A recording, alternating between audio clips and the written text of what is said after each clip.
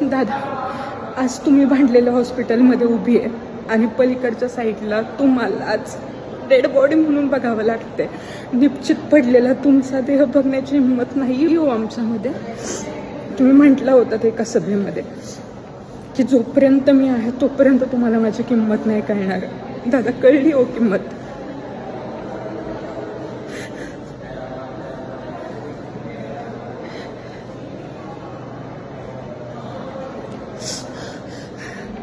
सगळ्या महाराष्ट्राला काही वाईट घडलं की नुकसान भरपाई देणाऱ्या माणसाला दादा तुम्हीच आमचं एवढं मोठं नुकसान करून गेला. तू एक वेळ विकास नाही झाला ना तरी चालेल, तुम्ही पाहिजे होता.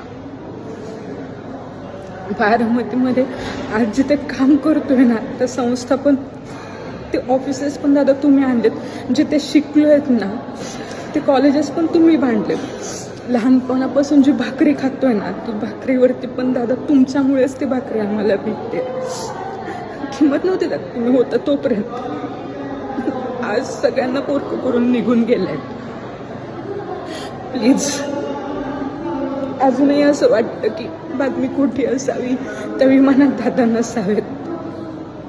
तुमच्यासारखा दादा नेता होणं शक्य नाही.